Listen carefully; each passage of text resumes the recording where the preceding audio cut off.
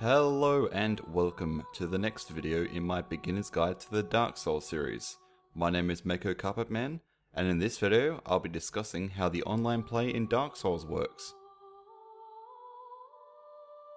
The online play in Dark Souls is a very core part of the game, in a both cooperative and competitive sense. Now, Dark Souls gets a lot of flack for not explaining things in the game, but in the other subjects at least they touch on them a bit. With online play, nothing was explained at all. Nothing. And my hopes here are to rectify that by at least giving you the basic rundown of it. To start off, to interact with most of the online play in this game, you'll have to be in human form. I explained how to get into human form over on my humanity guide, which I'll link in the video description, so if you want to learn that, just head over there. With that explained, let's get on to this. We'll start off with the small stuff, bloodstains and illusions. So occasionally in the game you'll see bloodstains on the ground, and when you get close to it you'll be able to activate it.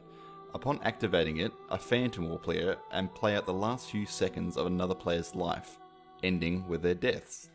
These are meant to be a warning to other players in the area, but they don't show you what killed the player unless the player died from falling off a cliff or something like that.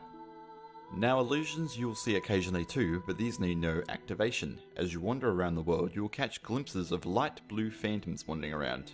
These phantoms are like the ones that came from bloodstains, but these actually represent where another live player is currently.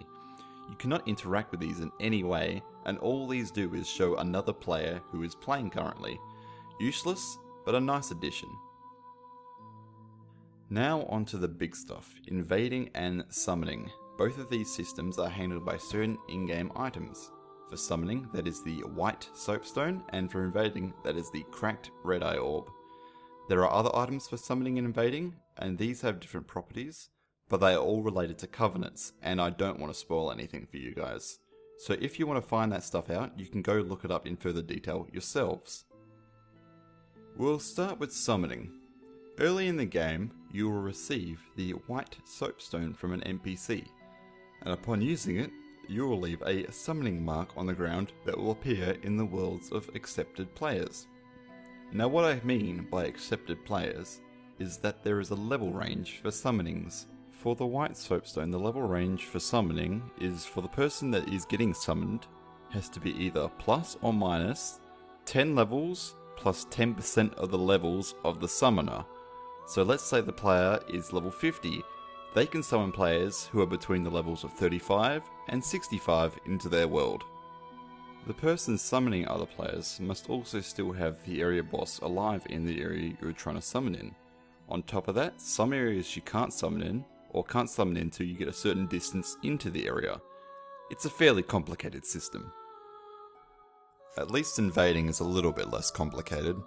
You'll also find the cracked red eye orb early in the game, and when you use it, you'll start searching for a player's world to invade. When it finds a player's world to invade, you'll appear in their world as a red phantom with the task of killing the player, and upon doing so, you'll be rewarded a small amount of souls relative to the player's level. Now you can only invade the worlds of players who are in human form, a higher level than you, and if they haven't killed the area boss of the area. If all these requirements are met, you'll successfully invade someone, if there is anyone to invade. So that's about it for a beginner's guide to the online play of Dark Souls. Now, I'd like to apologise for not making a video in quite a few months. I've recently got a full-time job and that's cut down on my free time a lot. And what free time I do have is either spent with my girlfriend or Dota 2. So much Dota 2. Anyway, I'd like to thank you all for watching, and goodbye!